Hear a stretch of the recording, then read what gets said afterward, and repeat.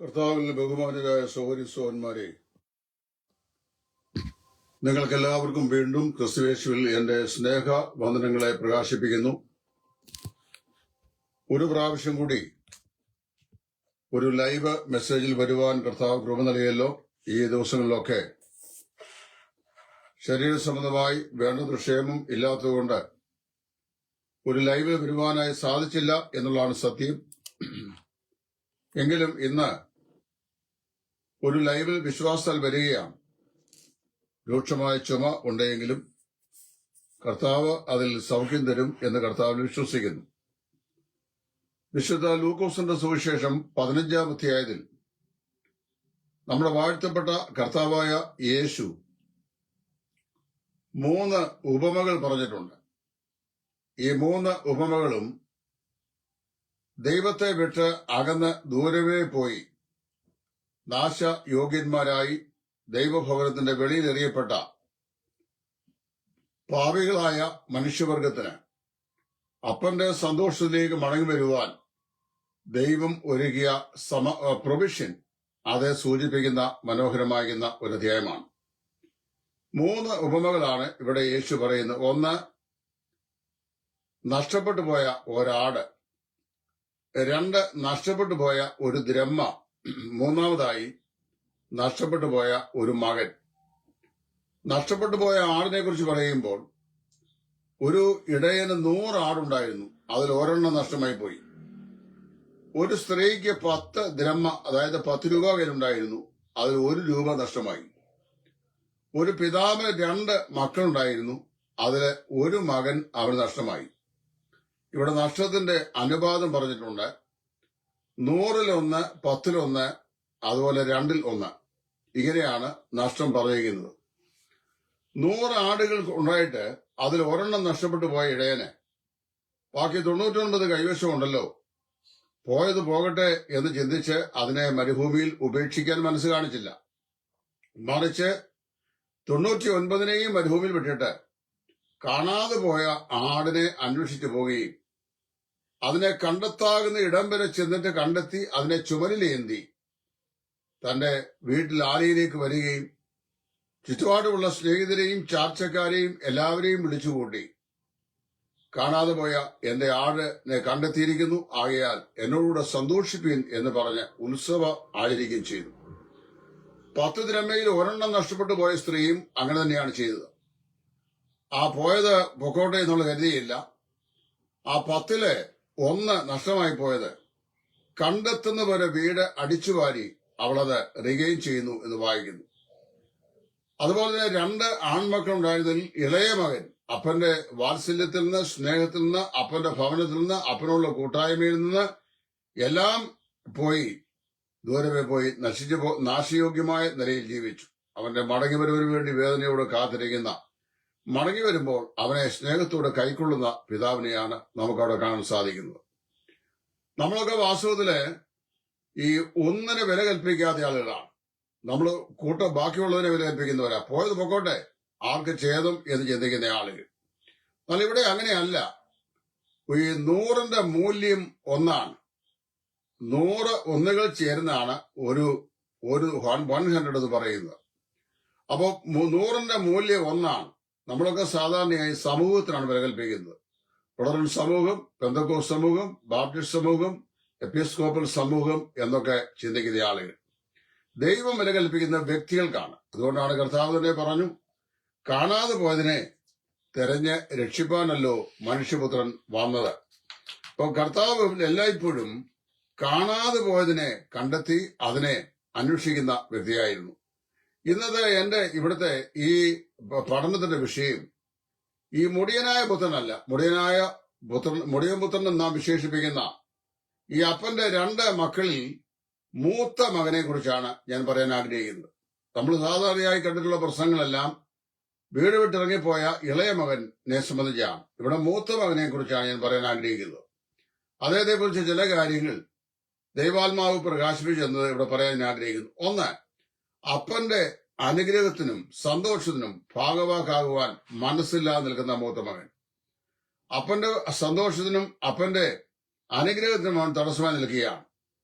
അപ്പനോട് ധിക്കാരപരമായ വസ്തുവകൾ ചോദിച്ച് വസ്തുവകയിൽ എനിക്ക് വരേണ്ടുന്ന പങ്ക് തരണമെന്ന് പറഞ്ഞ് അവയെല്ലാം വാങ്ങി ദൂരദേശത്തേക്ക് പോയി വേശ്യമാരോടും കൂടെ തിന്ന് അത് നശിപ്പിച്ച് നാറാണക്കല്ലാക്കി മടങ്ങി വരാൻ ശ്രമിക്കുന്ന ഒരു ഇളയ സഹോദരൻ. ഒടുവിൽ അപ്പന്റെ ഭവനത്തിലെ സന്തോഷത്തെപ്പറ്റി സുബോധം കൊണ്ട് അവൻ മാനസാന്തരപ്പെട്ട അപ്പന്റെ ഭവനത്തിലേക്ക് മടങ്ങി വരുമ്പോൾ ഒരു പാപി എപ്രകാരം ദൈവസ്ഥനിലേക്ക് മടങ്ങി വരുമോ ആ അവസ്ഥയിൽ തന്നെ യാതൊരു വിമുഖതയും കാണിക്കാതെ ദൈവം അവനെ സ്വീകരിക്കുന്നു എന്നുള്ളതിന്റെ മനോഹരമായ ദൃഷ്ടാന്തം ചൂണ്ടിക്കാണിക്കുന്ന സംഭവമാണ്. ആ വീട്ടിൽ വലിയ ഉത്സവ പ്രതീതി ഉണ്ടായി. ഇളയ മകനെ അപ്പന് ദാസനെ പോലെയല്ല, സ്വന്തം മകനെ പോലെ ഇരട്ടി മാനത്തിന് യോഗ്യനായി അവനെ എണ്ണുകയും അവനെ സ്വീകരിക്കുകയും അതുപോലെ തന്നെ അവനെ അനുഗ്രഹിക്കുകയും ചെയ്ത ഈ പിതാവ് ഇത് കണ്ടു കഴിഞ്ഞപ്പോൾ ഈ അപ്പന്റെ അനുഗ്രഹത്തെയും അപ്പന്റെ സന്തോഷത്തെയും അംഗീകരിക്കാനോ അതിന് ഭാഗവാക്കാക്കുവാനോ മനസ്സില്ലാത്തവനായിട്ടാണ് ഈ മൂത്ത മകനെ നമുക്ക് കാണുന്നത്. 2, അവൻ വയലിൽ നിന്ന് വരികയായിരുന്നു. അവിടുന്ന് ശ്രദ്ധിക്കുന്ന വിഷയം ഇവന്റെ താമസം അപ്പന്റെ കൂടെയാണ്. ഇളയ മകൻ വീട് വിട്ടിറക്കി പോയി അപ്പന്റെ വസ്തുക്കളെല്ലാം നാനാവിധമാക്കി അവന് കിട്ടാവുന്ന അവകാശമെല്ലാം പിടിച്ചു പറിച്ചു, അതെല്ലാം കൊണ്ടുപോയി നശിപ്പിച്ചു കളഞ്ഞു. എന്നാൽ ഈ മൂത്ത മകന് ഈ കാലം മുഴുവൻ അപ്പന്റെ കൂടെ താമസിക്കുകയാണ്. അപ്പന്റെ കൂടെയാണ് താമസമെങ്കിലും വയലിലാണ് അവൻ എപ്പോഴും. അതാണ് അതിന്റെ പ്രത്യേകത പറയുന്നത്. ഈ മൂത്ത മകന്റെ പ്രത്യേകതയാണ്. വീട്ടിൽ താമസം അപ്പന്റെ കൂടെ, പക്ഷെ എപ്പോഴും വയൽ.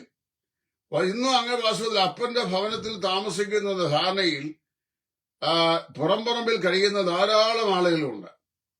അവർ ചിന്തിക്കുന്ന അപ്പന്റെ വാസസ്ഥലം അപ്പന്റെ ഭവനത്തിലായിരിക്കുന്നതാണ്, ദൈവത്തിന്റെ ആലയത്തിലായിരിക്കുന്നതാണ്, കർത്താവിന്റെ മക്കളാണെന്നാണ്. പക്ഷെ പുറംപറമ്പിൽ എറിയപ്പെട്ടവരാണ്.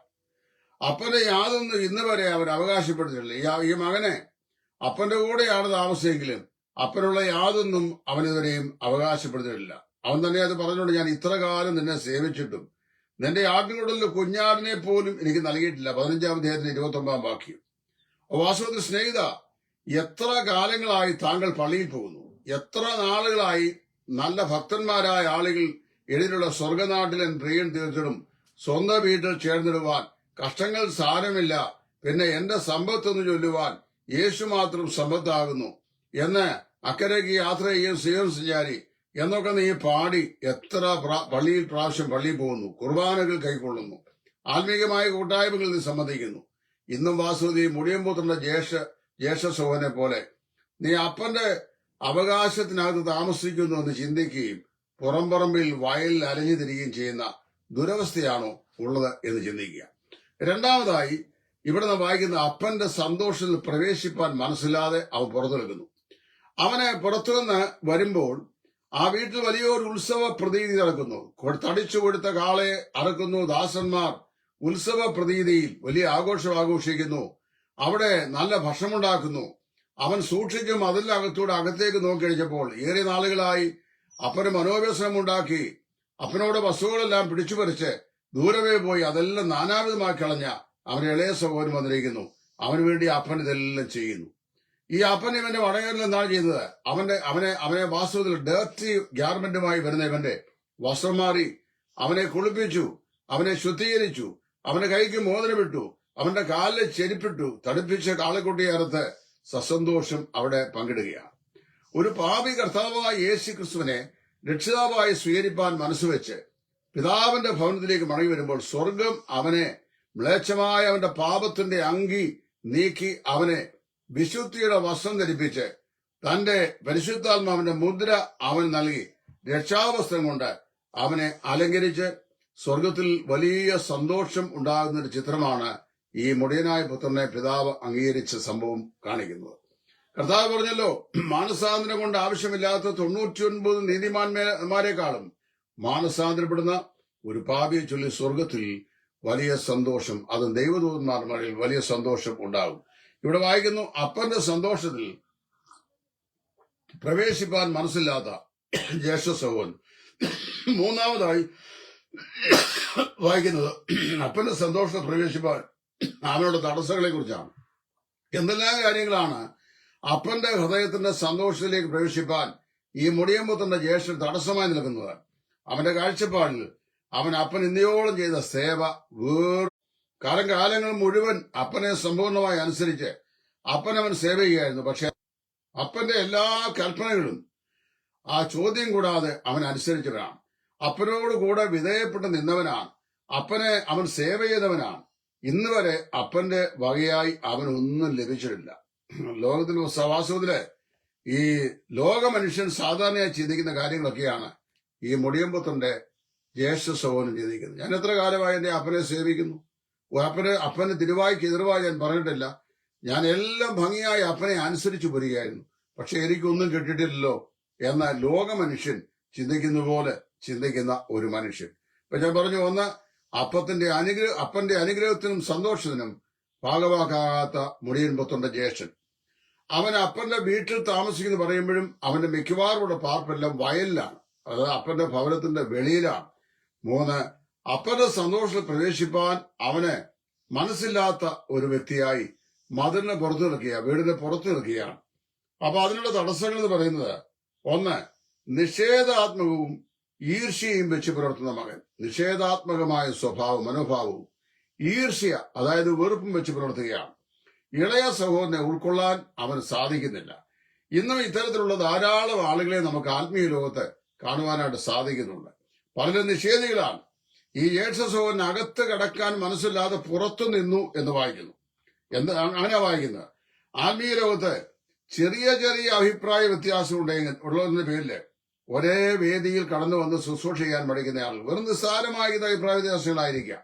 ഉപദേശപരമോ മറ്റേ പ്രായോഗികത സംബന്ധിച്ചോ ഒക്കെ ഉള്ള ചെറിയ ചെറിയ അഭിപ്രായ വ്യത്യാസങ്ങൾ ഒരു വേദിയിൽ ഒന്നിച്ച് കടന്നു വരുവാൻ കഴിയാതെ രഹസ്യമായ രാഷ്ട്രീയം കളിക്കുന്ന തങ്ങളെക്കാൾ കേമന്മാരായ ശുശ്രൂഷകരാണ് തങ്ങൾ എന്ന് ചിന്തിക്കുന്ന ധാരാളം ആളുകളെ ആത്മീയ ലോകത്ത് നമുക്ക് കാണാൻ സാധിക്കുന്നുണ്ട്. പിടിവാശിക്കാരായ ആളുകളാണ് അങ്ങനെയുള്ള ആളുകൾ. ഈ മുടിയൻപുത്രന്റെ ജ്യേഷ്ഠൻ വാസ്തവത്തില് പിടിവാശിക്കാരായ നിസ്സാരമായ കാരണങ്ങൾ, അഭിപ്രായ വ്യത്യാസങ്ങൾ കണ്ടിട്ട് സഹകരിക്കാൻ പറ്റുകയില്ല, സഹകരിപ്പിക്കാനും സാധിക്കുകയില്ല എന്ന് പറഞ്ഞ് ദൂരവേ മാറി നിൽക്കുകയും മാറ്റി നിർത്തുകയും ചെയ്യുന്ന അസൽ ആത്മീയ ലോകത്തെ രാഷ്ട്രീയ കളിക്കാരായ ആളുകളുടെ മനോഹരമായ ഒരു ചിത്രമാണ് ഇവിടെ നമ്മൾ വായിക്കുന്നു. അപ്പൻ കൈകൊണ്ട് പ്രസാദിച്ച ദൈവദാസന്മാരെ സ്വർഗത്തിലെ ദൈവം കൈക്കൊണ്ട് തന്റെ പുത്രനായ യേശു ക്രിസ്തു രക്തത്താൽ കഴുകി വിശുദ്ധീകരിച്ച് പരിശുദ്ധാത്മാവിനാൽ മുദ്രയിട്ട് വേർതിരിച്ച് തന്റെ നാമത്തിന്റെ മഹത്വത്തിനായി ദൈവം വിളിച്ച് ശുശ്രൂഷകൾ ഫലമേൽപ്പിച്ച ദൈവദാസന്മാരെ മറ്റു പല ആളുകളുടെയും സ്വാർത്ഥ താല്പര്യങ്ങൾക്കും വചനവിരുദ്ധമായ നിലപാടുകൾക്കും അനുകൂലമായി വർത്തിക്കുന്നില്ല എന്നുള്ള കാരണത്താൽ വളരെ ദാർഷ്ട്യത്തോട് പെരുമാറുകയും അവരെ പുറന്തള്ളുകയും അവരോടുകൂടെ സഹകരിക്കാൻ മനസ്സില്ലാതെ അവരെ വേറും കൊള്ളാത്തവരെ പോലെ എഴുതിത്തള്ളുകയും അവർക്കെതിരെ ദൂഷണവിധികൾ പറഞ്ഞു പരത്തി ഉപേക്ഷിക്കുകയും ചെയ്യുന്ന, അങ്ങനെ സ്വർഗസ്ഥനായ പിതാവിന്റെ സന്തോഷത്തെ കെടുത്തി കളയുന്ന ധാരാളം ആളുകൾ ആത്മീയ ലോകത്തുമുണ്ട്. അടുത്തതായി നമ്മൾ ഇതിനെക്കുറിച്ച് വായിക്കുന്നത് പിറുപിറുപ്പുകാരനായ ജ്യേഷ്ഠൻ. അവൻ പുറത്തുനിന്ന് എന്ത് ചെയ്യാണ്? മുർമർ ചെയ്യുകയാണ്, പിറുപിറുക്കുകയാണ്. ആദ്യകാല വിശുദ്ധന്മാരിൽ നിന്ന് നാം എത്രയോ വ്യത്യസ്തരായ ആളുകളായി ഞാനും നിങ്ങളും മാറിയിരിക്കുന്നു. കാരാഗ്രഹത്തിലും പൗലോസും ശീലാസും താന് സുവിശേഷനിമിത്തം പീഡനം സഹിച്ച് ചങ്ങലകളാൽ ബന്ധിതനായി അവിടെ കഴിയുമ്പോഴും നമ്മൾ വായിക്കുന്നത് അവർ അർദ്ധരാത്രിയിൽ പാടി ദൈവത്തെ സ്തുതിച്ചു എന്നാണ്. നമ്മൾ ഓരോരുത്തരും സമൃദ്ധിയിലും മുഷിപ്പന്മാരും പിറുപിറുക്കുന്നവരുമായി പല കൂടുതലാണ്. പകലന്തിയോളം പിറുപിറുത്താൽ രാത്രിയാകുമ്പോൾ നാം തളർന്നു പോകുക എന്നുള്ളത് സ്വാഭാവികമായ ഒരനുഭവമാണ്. പല വിശ്വാസികളിലും രൂഢമൂലമായി കാണുന്ന ഒരു സ്വഭാവ പ്രത്യേകതയുണ്ട്, അതായത് പിറുപിറുപ്പ്. ചിലർ കുടുംബാംഗങ്ങളെ ചൊല്ലി പിറുപിറുക്കുന്നു, മറ്റു ചിലർ തങ്ങളുടെ ജോലിയെ ചൊല്ലി പിറുപിറുക്കുന്നു. വേറെ ചില ആളുകൾ മറ്റുള്ളവർ തെറ്റുകളെയും കുറ്റങ്ങളെയും കണ്ടെത്തുവാൻ അതീവ ജാഗ്രതയുള്ളവരായി സഹവിശ്വാസികളെയും സുവിശേഷകന്മാരെയും മറ്റും പിറുപിറുക്കുന്ന ആളുകൾ തങ്ങളുടെ സ്വാർത്ഥപരവും വചനവിരുദ്ധമായ ആവശ്യകതകൾ നിവർത്തിക്കപ്പെടുന്നില്ല എന്ന് കാണുമ്പോൾ അവർക്ക് വിരോധമായി പിറുപിറുക്കുകയും ദോഷം പ്രവർത്തിക്കുകയും മനസ്സില്ല, അകത്ത് വരുവാൻ മനസ്സില്ല, അകത്ത് പ്രവേശിക്കാൻ മനസ്സില്ല എന്നുള്ള നിലയിൽ നിൽക്കുകയും ചെയ്യുന്ന ആളുകൾ. ഇനി അടുത്തതായി ഇവരെ കുറിച്ച് വായിക്കുന്നത് ഇടറിപ്പോയ ഒരു മനുഷ്യനാണ് ഈ മുടിയമ്പുത്രന്റെ ജ്യേഷ്ഠൻ. രണ്ട് കാര്യങ്ങളിലൂടെ ഞാൻ പറഞ്ഞു.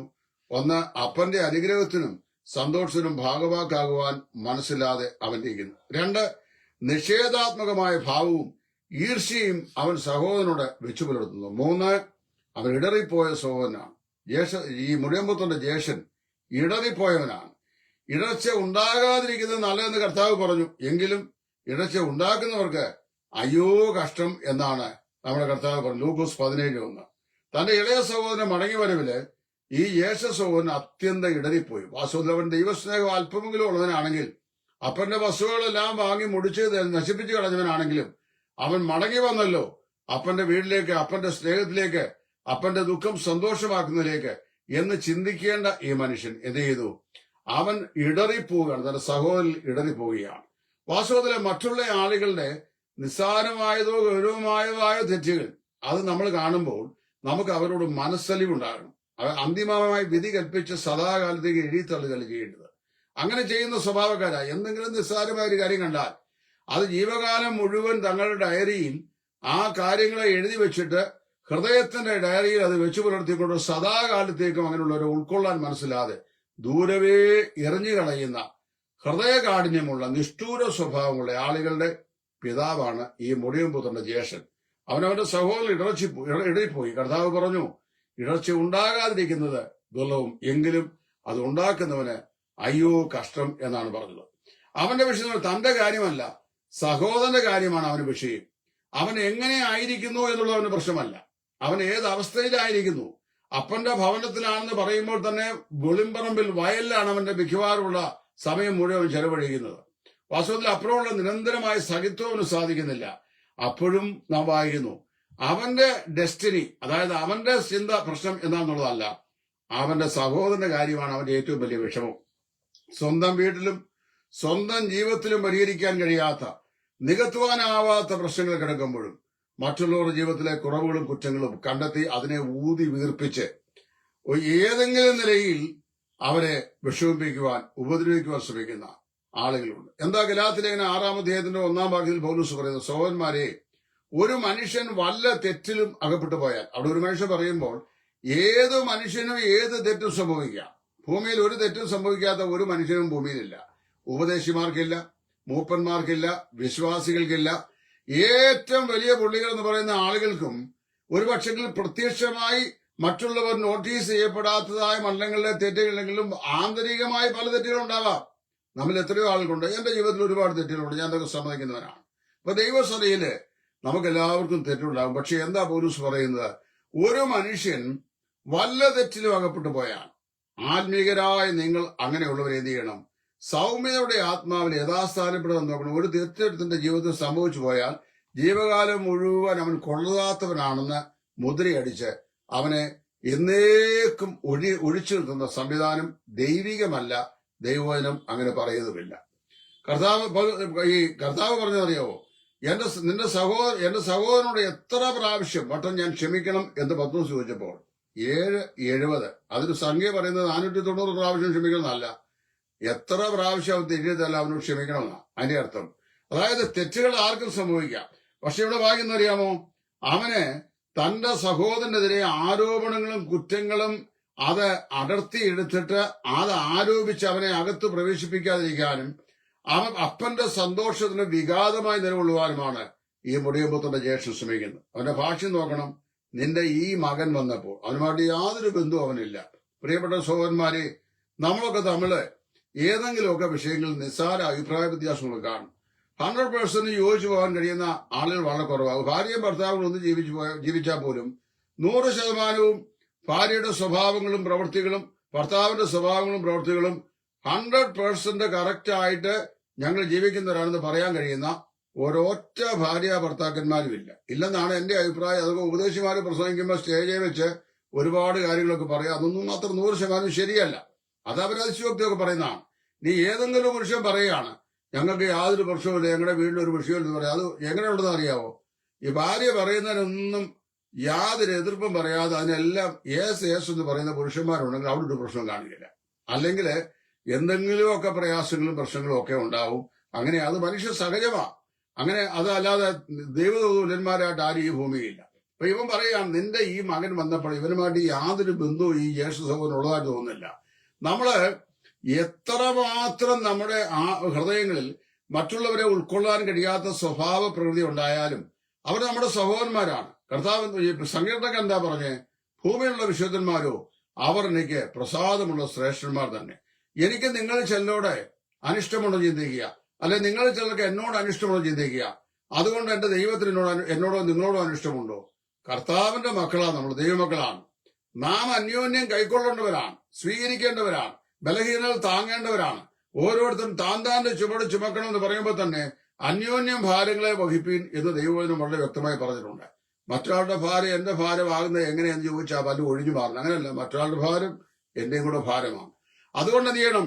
മറ്റുള്ളവരുടെ ഭാരങ്ങൾ അവരെ താങ്ങാൻ, അവരെ ആശ്വസിപ്പിക്കുവാൻ നമുക്ക് സാധിക്കണം. എരുതിയിൽ എണ്ണയൊഴിക്കുന്ന സ്വഭാവമല്ല. മറ്റുള്ളവരുടെ ബുദ്ധിമുട്ടുകൾ, മാനസിക സംഘർഷങ്ങൾ, പ്രയാസങ്ങൾ, ഇവയിൽ നമുക്ക് അവർക്ക് താങ്ങും തണലും ആശ്വാസവുമായിരിക്കണം. ജീവിതത്തിന്റെ ഒരു പ്രത്യേക ബുദ്ധിമുട്ടുന്ന സമയത്തും നമുക്ക് എന്ത് ചെയ്യണം? ആശ്വാസമായി ഭവിക്കുവാൻ സാധിക്കണം. ഇവിടെ വായിക്കുന്ന ഇവന്റെ കാഴ്ചപ്പാടില് ഈ ഇളയ സഹോദരനായ മനുഷ്യൻ ഒരിക്കലും ഇനിയും മടങ്ങി വരാൻ പാടില്ല. അതായത് അപ്പന്റെ അവകാശം പിടിച്ചു വാങ്ങി ദൂരദേശത്തേക്ക് പോയി മല്ലപ്പെട്ട ജീവൻ നയിച്ച് വേശ്യമാരോടുകൂടെ തനിക്കുള്ള വസ്തുക്കളെല്ലാം മുടിപ്പിച്ചു കളഞ്ഞ് വളരെ ദാരിദ്ര്യത്തിലായി തീർന്ന തന്റെ ഇളയ സഹോദരൻ ഇനി അവൻ എന്ത് ചെയ്ത് മടങ്ങി വരരുത് എന്നാണ്. പ്രിയമുള്ളവരെ, നമ്മുടെയൊക്കെ വീടുകളിൽ നമുക്ക് പിള്ളേരുണ്ട്, നമുക്ക് മക്കളുണ്ട്, കൊച്ചുമക്കളുണ്ട്, നമ്മുടെ റിലേറ്റീവ്സ് ഉണ്ട്. അവരിൽ എല്ലാ ആളുകൾക്കും ഒരു സ്വഭാവമല്ല. ഒരപ്പൻ 6 മക്കളുണ്ടെങ്കിൽ 6 പേർക്കും 6 സ്വഭാവമാണുള്ളവര്. അപ്പൊ 6 സ്വഭാവമുള്ള ആളുകളില് ഒരാളുടെ സ്വഭാവം അല്പം മോശപ്പെട്ടാണ് ചിന്തിക്കുക. അവൻ ഇനി ഒരു കാലത്തും എന്റെ വീട്ടിൽ വരാൻ പാടില്ല എന്ന് കരുതുന്നവൻ അപ്പനല്ല. അവൻ ഒരു കാലത്തും നമ്മുടെ വീട്ടിൽ വന്ന് സഹവസിക്കാൻ പാടില്ല എന്ന് ചിന്തിക്കുന്ന ജ്യേഷ്ഠ സഹോദരനല്ല. ശ്രദ്ധിക്കണം, ദൈവം ക്രിസ്തുവിൽ നിങ്ങളെ കൈക്കൊണ്ടതുപോലെ നിങ്ങളും അന്യോന്യം കൈകൊള്ളും എന്നാണ് ദൈവത്തിന്റെ വചനം പറയുന്നത്. അപ്പൊ ഇവൻ പറയുന്ന ഇവൻ മടങ്ങി വരാൻ പാടില്ല. അത് വന്നാൽ തന്നെ അപ്പന്റെ യാതൊരു പരിഗണനയും ഇളയ മകന് ഇനി അനുഭവിക്കാൻ പാടില്ല. അങ്ങനെയുണ്ടോ? അവന് ലോജിക്കലി ചിന്തിച്ചു കഴിഞ്ഞാൽ അവന് കിട്ടേണ്ടതൊക്കെ വാങ്ങിച്ചുകൊണ്ടാൻ പോയതാ. ഇനി ഒന്നുമില്ല, ബാക്കിയുള്ളതൊക്കെ എന്റെ ആണെന്ന് വേണേ പറയാം. പക്ഷേ നമുക്ക് ഈ ലോജിക്സിന്റെ അപ്പുറത്ത് ഏത് മനുഷ്യന്റെയും ഹൃദയത്തിൽ ദൈവം ആർദ്രത, കരുണ, മനസ്സലിവ് എന്നിങ്ങനെ ചില ക്വാളിറ്റികൾ പകർന്നിട്ടുണ്ട്. ഈ ആർദ്രത, കരുണ, മനസ്സലിവ് ഇത് നമ്മുടെ ഹൃദയങ്ങളിലേക്ക് ദൈവം പകർന്നുകൊണ്ടിരിക്കുന്നത് അത് അർഹമായിരിക്കുന്നവർക്ക് കൊടുക്കാൻ വേണ്ടിയാ. മനസ്സിലായല്ലോ? നമ്മുടെ ഹൃദയം കനിയേണ്ട സ്ഥലങ്ങളിൽ നമ്മുടെ ഹൃദയം കനിയണം. ആർദ്രത കാണിക്കേണ്ട സ്ഥലത്ത് ആർദ്രത കാണിക്കണം. അതുപോലെ തന്നെ മറ്റുള്ളവരോട് സ്നേഹം പങ്കിടേണ്ട സ്ഥലത്ത് സ്നേഹം പങ്കിടണം. അതിനാണ് ദൈവം നമ്മോട് ചെയ്തത്. ഞാനിങ്ങനെ ചിന്തിക്കുന്നു, നമ്മളൊക്കെ പല ആളുകളും നമ്മുടെ പ്രിയപ്പെട്ടവരോട് കാണിക്കുന്ന നെഗറ്റീവായിരിക്കുന്ന ആറ്റിറ്റ്യൂഡ് ദൈവം നമ്മോട് കാണിച്ചതിൽ എങ്ങനെയായിരുന്നു? ഇനിയും നമ്മൾ രക്ഷിക്കപ്പെട്ട ശേഷം എത്രയോ തെറ്റുകൾ ചെയ്തിട്ടുണ്ട്, ഏതെല്ലാം പാപങ്ങൾ ചെയ്തിട്ടുണ്ട്, ഏതെല്ലാം നിലയിൽ കർത്താവിനെ വിഷമിപ്പിച്ചിട്ടുണ്ട്. ആ സമയത്ത് ഇവനെ രക്ഷിച്ച് തെറ്റായി പോയി. മേലാൽ ഇനിയും എന്റെ ഭവനത്തിന്റെ അംഗമല്ല ഇവരെന്ന് ദൈവം തമ്പുരാൻ തീരുമാനിച്ചാൽ നരകത്തിലല്ലേ നമ്മൾ പോവുള്ളൂ. അങ്ങനെയല്ല, ദൈവം അങ്ങനെ ചെയ്യുകയില്ല. അത് പ്രത്യേകം ശ്രദ്ധിക്കണം. അപ്പന്റെ സന്തോഷത്തിനും അനേകരുടെ സന്തോഷത്തിനും മുഖാന്തരമായി തീരേണ്ട പലരും മുടിഞ്ഞു കാണുവാൻ ആഗ്രഹിക്കുന്ന ആദമ വിശ്വാസികളുടെ പ്രതിനിധിയാണ് ഈ മുടിയമ്പുത്തന്റെ ജ്യേഷ്ഠൻ. മനസ്സിലായി? ഞാനൊന്ന് ആവർത്തിച്ച് പറയാം. അനേക സഹോദരന്മാരും അനേക സഹോദരിമാരും സ്വർഗസ്ഥനായ പിതാവിന്റെ സന്തോഷത്തിനും അപ്പന്റെ സന്തോഷത്തിനും അനേകരുടെ സന്തോഷത്തിനും, അപ്പന്റെ സന്തോഷം മാത്രമല്ല മറ്റുള്ള അനേകരുടെ സന്തോഷത്തിനും അനുഗ്രഹത്തിനും കാരണമായി തീരേണ്ട ആളുകൾ മുടിഞ്ഞു പോകാൻ ആഗ്രഹിക്കുന്ന ആളുകളുടെ പ്രതിനിധിയാണ് ഈ മുടിയമ്പുത്തന്റെ ജ്യേഷ്ഠൻ. അവൻ അത്ര ഭരിക്കുകയൊന്നുമല്ല. അവന്റെ വാചകങ്ങൾ കൂടി തന്നെ ആ കാര്യങ്ങൾ നമുക്ക് മനസ്സിലാക്കാൻ സാധിക്കുന്നുണ്ട്. ഇത്തരത്തിലുള്ള പാപങ്ങൾ ദൈവവേലയ്ക്ക് എത്രമാത്രം എതിരാണ്, വിരോധമായിട്ടാണ് നിലനിൽക്കുന്നത് എന്ന് നമ്മൾ മനസ്സിലാക്കണം. നമ്മുടെ ജീവിതത്തില് മറ്റുള്ളവരെ ക്ഷമിക്കാൻ, കരുതാൻ, മറക്കാൻ, തെറ്റുകളെ അത് ജീവിതത്തിൽ സംഭവിച്ചാൽ അതിനെ ഉപേക്ഷിച്ചിട്ട് ദൈവം ക്ഷമിച്ച തെറ്റുകളെ മാന്തിയെടുക്കാൻ വിശ്വാസിക്ക് ആർക്കെങ്കിലും അവകാശമുണ്ട്. ഒരുതിനൊരു തെറ്റ് ചെയ്തു, അവൻ കർത്താവിനോട് അതെന്റെ തെറ്റിനെ ഏറ്റുപറഞ്ഞ് നിരപ്പ് പ്രാപിച്ചു. അതിനെ പോയി മാന്തിയെടുത്ത് അങ്ങനെയല്ല, കർത്താവ് നിന്നോട് ക്ഷമിച്ചാലും ഞാൻ നിന്നോട് ക്ഷമിക്കരുതെന്ന് പറയാൻ നമുക്ക് എന്ത് റൈറ്റ് ആണുള്ളത്? ദൈവം ക്രിസ്തുവിൽ നമ്മോട് ക്ഷമിച്ച പോലെ നാമും അന്യോന്യം ക്ഷമിക്കുക. അവന് ഇടർച്ച വരുത്തിയ ദോഷങ്ങൾ നോക്കി, അവന്റെ ഇടർച്ച അവന് വരുത്തിയ ദോഷങ്ങൾ, അതായത് മുടിയമ്പുത്തന്റെ ജ്യേഷ്ഠന്റെ ഹൃദയത്തിന്റെ ഇടർച്ച മനോഭാവം അവന് തന്നെ വരുത്തിയ ചില ദോഷങ്ങൾ അവിടെ രേഖപ്പെടുത്തിയിട്ടുണ്ട്. അതെന്തൊക്കെയാന്ന് നോക്കാം.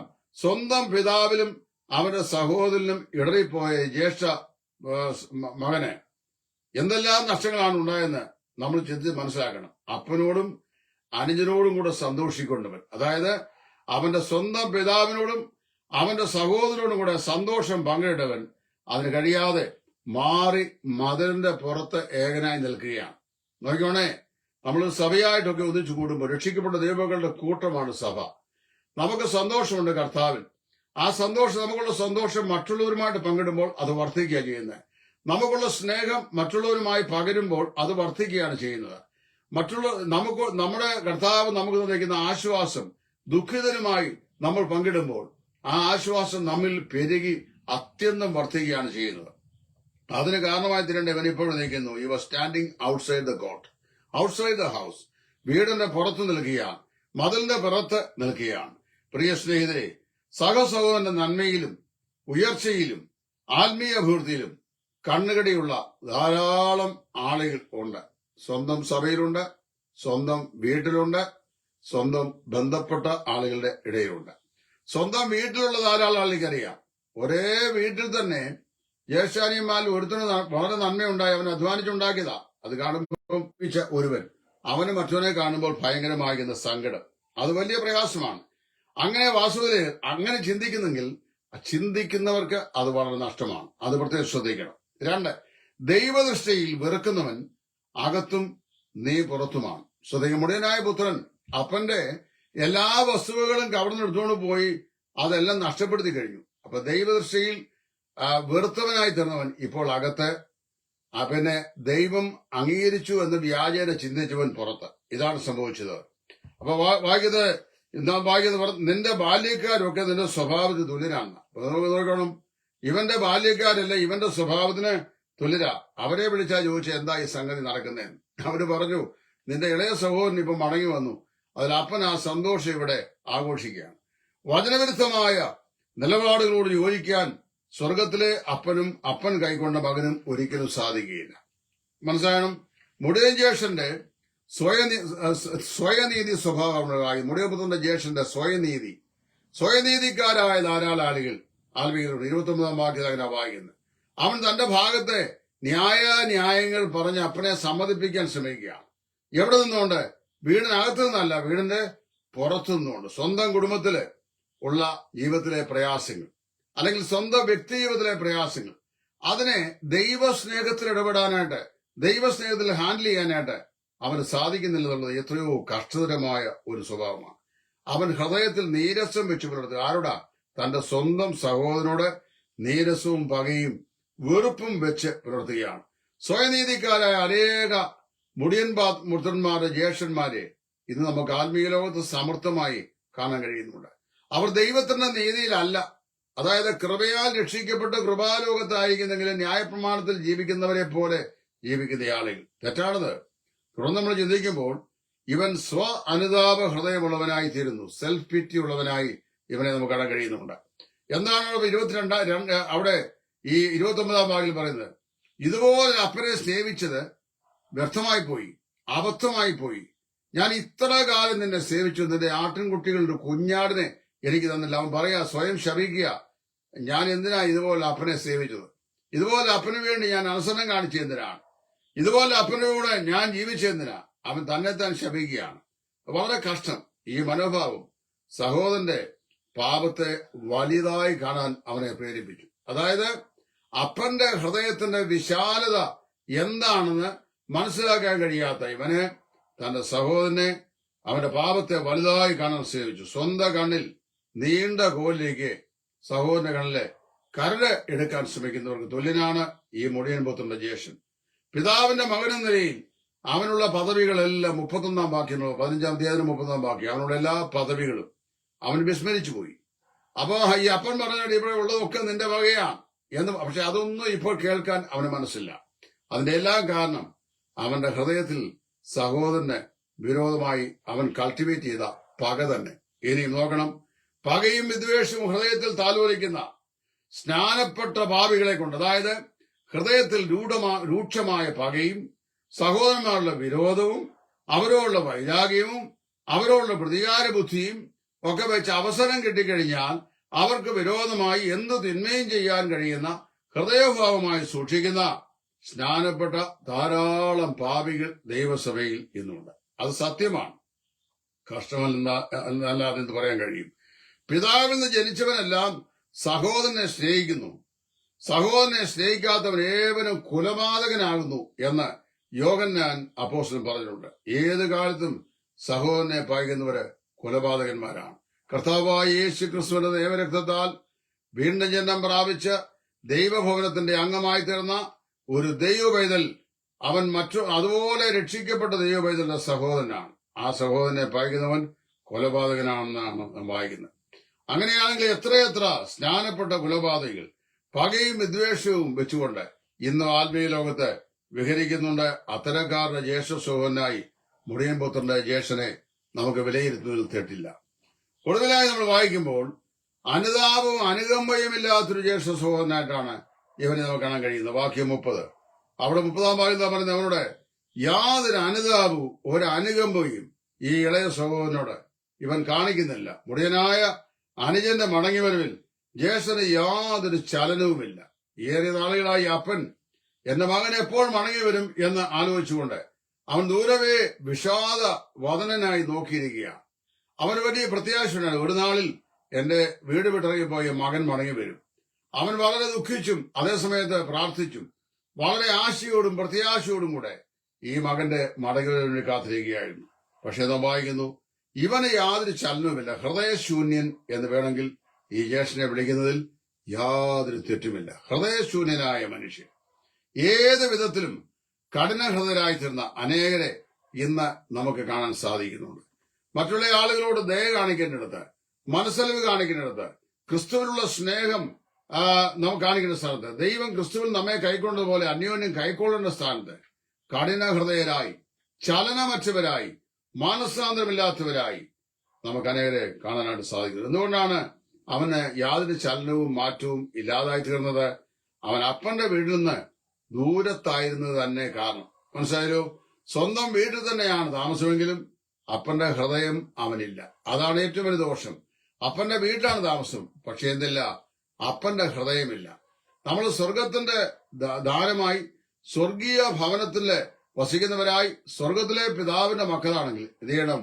സ്വർഗീയ പിതാവിന്റെ സ്വഭാവവും അനുകമ്പയും നമുക്ക് ജീവിതത്തിൽ ഉണ്ടാകണം. അപ്പൻ കരുതുന്നവനാണ്. എന്നാൽ ഈ ജ്യേഷ്ഠനോ? നാം വാസ്തവത്തിൽ ചിന്തിക്കണം, ജ്യേഷ്ഠന് ആ കരുതലില്ല, അപ്പന് കരുതലുള്ളവനാണ്. മുടിയന്റെ ജ്യേഷ്ഠനെ കുറിച്ചാണ് ഇതുവരെ നമ്മൾ പഠിച്ച മുടിയൻപുത്രനായ മനുഷ്യന്റെ ജ്യേഷ്ഠൻ. എന്റെ കാഴ്ചപ്പാടിൽ വാസ്തവത്തിൽ മുടിയൻപുത്രൻ ഈ മുടിയന്റെ ജ്യേഷ്ഠനാണ്. നമ്മൾ സാധാരണ അനുജനെയാണ് മുടിയൻപുത്രൻ എന്ന് പറയുന്നത്. അവൻ അപ്പന്റെ സന്തോഷത്തിനും അനുഗ്രഹത്തിനും ഭാഗവാക്കാകുവാൻ ഇഷ്ടമില്ലാത്തവനായിരുന്നു. നിഷേധക ഭാവവും ഈർഷ്യയും ഹൃദയത്തിൽ വെച്ചു പുലർത്തുന്ന വ്യക്തിയായിരുന്നു. ഈ മകൻ അപ്പനോടും ഇളയ സഹോദരനോടും വേഗത്തിൽ ഇടറിപ്പോകുന്ന സ്വഭാവ പ്രകടിക്കാനായിരുന്നു. അനുതാപവും അനുകമ്പയുമില്ലാത്ത ഹൃദയത്തിന്റെ ഉടമസ്ഥനായിരുന്നു ഈ മൂത്ത മകൻ. മുടിയനെപ്പറ്റി ഘോരഘോരം പ്രസംഗിക്കുന്ന ധാരാളം ആളുകൾ ഇന്ന് ആത്മീയ ലോകത്ത്, ശുശ്രൂഷ ലോകത്തുണ്ട്. എവിടെ ചെന്നാലും മുടിയൻപുത്രനെ സംബന്ധിച്ച് പ്രസംഗിക്കുന്ന ധാരാളം ആളുകൾ. പലരും മുടിയന്റെ ജ്യേഷ്ഠനെ പറ്റി അപൂർവമായി മാത്രമേ മിണ്ടാറുള്ളൂ. കാര്യം മുടിയന്റെ ജ്യേഷ്ഠനെ കുറിച്ച് ചിന്തിച്ചു കഴിഞ്ഞാൽ ഇവനേക്കാൾ മുടിയൻ അവനാണെന്ന് വാസ്തവത്തിൽ നമുക്ക് അറിയാവോ?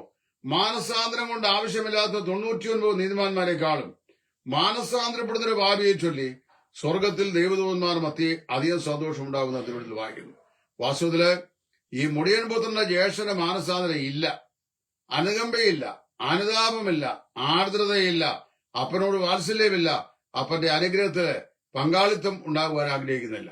പക്ഷേ ഇവിടെ നമ്മൾ അവനെക്കുറിച്ച് ആരും സംസാരിക്കാറില്ല. കാരണം അവനെപ്പറ്റി പറഞ്ഞാൽ നമ്മുടെ പല പാപ സ്വഭാവങ്ങളും പൊന്തി വരും. അതാർക്കും ഇഷ്ടമല്ലല്ലോ. നല്ല കാര്യങ്ങൾ മാത്രം അനുഗ്രഹത്തിന്റെ അടിയിൽ മാത്രം വരച്ച് മുമ്പോട്ട് പോകുന്ന പ്രസംഗങ്ങളാണെങ്കിൽ എല്ലാവർക്കും ഇഷ്ടം. മുടിയൻപുത്രന്റെ ജ്യേഷ്ഠന്റെ കാര്യം പ്രസംഗിച്ചാൽ ഒരു പക്ഷെങ്കിൽ നമുക്ക് പോലും അറിയാൻ വയ്യാത്ത നമ്മിൽ ഒളിഞ്ഞു കിടക്കുന്ന പല പാപ സ്വഭാവങ്ങളും തലപൊക്കി പുറത്തു വരാൻ സാധ്യതയുള്ളൂ. ജീവിതത്തിൽ ഞാനും നിങ്ങളും താലോലിക്കുന്ന പാപങ്ങളെ ദൈവസ്ഥനിലേറ്റ് പറയണം. വ്യാജേന പിതാവിന്റെ ഭവനത്തിന്റെ അംഗങ്ങളാണെന്ന് ചിന്തിക്കുകയും അതേസമയത്ത് അപ്പന്റെ സന്തോഷത്തിൽ ഭാഗവാക്കാകാതിരിക്കുകയും ചെയ്യുന്ന ഹൃദയഭാവം എത്രയോ കഠിനമായ ഭാവമാണ്. മുടിയൻ തന്റെ ലംഘനങ്ങളെ ഏറ്റുപറഞ്ഞ് കരുണ ലഭിക്കുന്നവർക്കും പിതാവിന്റെ വാത്സല്യത്തിലേക്ക് പ്രവേശിക്കുന്നവർക്കും നല്ല ഒരു ചിത്രമാണ്. ഇളയ മകനെ തന്റെ ലംഘനങ്ങളെ ഏറ്റുപറഞ്ഞു. അവൻ പറഞ്ഞു, അപ്പാ, ഞാൻ സ്വർഗത്തോടും നിന്നോടും പാപം ചെയ്തിരിക്കുന്നു. ഇനി നിന്റെ മകനെന്ന് വിളിക്കപ്പെടുവാൻ ഞാൻ യോഗ്യനല്ല എന്ന് പറഞ്ഞ് ദൈവകൃപയിലെ മുമ്പാകെ കർത്താവിന്റെ ആർദ്രതയുടെയും സ്നേഹത്തിന്റെയും മുമ്പാകെ സാഷ്ടാംഗം വീണിട്ട് കൃപയ്ക്കായി യാചിക്കുന്ന ഭാവിയുടെ ചിത്രമാണ് മുടിയമ്പുത്രന്റെ ജ്യേഷ്ഠനോ തന്റെ ലംഘനങ്ങളെ ഏറ്റുപറയാതെ ശാഠ്യം കാണിക്കുന്നവർക്കും നിഴലായി എന്നേക്കും നിലകൊള്ളുകയാണ്. നിങ്ങളെ ഇവൽ ഏത് കൂട്ടത്തിൽപ്പെടും? മുടിയൻപുത്രന്റെ ജ്യേഷ്ഠന്റെ റാങ്കിൽ വരുമോ? അതോ സാക്ഷാൽ മുടിയൻപുത്രൻ നാം വിധി എഴുതിയ ഇളയവൻ അനുദപിച്ച് ദൈവസ്ഥൽ വന്ന് പിതാവിന്റെ സന്തോഷത്തിലേക്ക് പ്രവേശിച്ച ആ മകന്റെ ലിസ്റ്റിൽ വരുമോ? നിങ്ങളെ തന്നെ ചിന്തിക്കുക.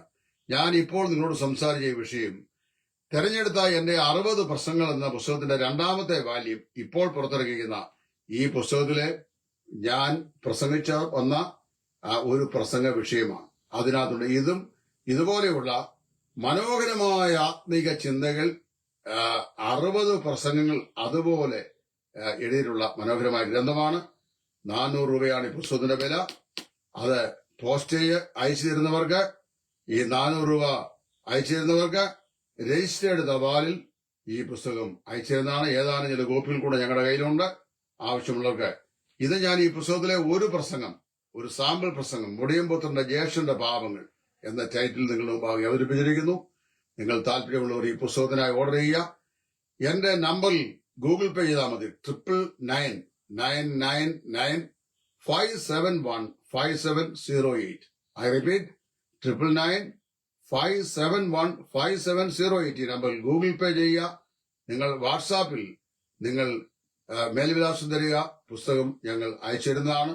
ഈ ചിന്തകൾ നിങ്ങൾക്കേറ്റവും ഒരു വിചിന്തനത്തിനും അനുഗ്രഹത്തിനും ദൈവത്തിലേക്കുള്ള മടങ്ങിവരവിനും ഹൃദയകാഠിന്യം ഉപേക്ഷിച്ച് ദൈവം കൈക്കൊണ്ടവരെ ഹൃദയഭാരത്തോടെ കൈക്കൊള്ളുവാനുള്ള വിശാല മനസ്സും നിങ്ങൾക്കും എനിക്കും നൽകേണ്ടതിനായി നമുക്ക് പ്രാർത്ഥിക്കാം. ദൈവം ഏവരെയും അനുഗ്രഹിക്കട്ടെ. ക്രിസ്തുവിൽ നിങ്ങളുടെ കൂട്ടുസഹോദരൻ സുവിശേഷകൻ ടൈറ്റസ് ഫ്രം ഇടയാറുള്ള. Thank you. God bless U.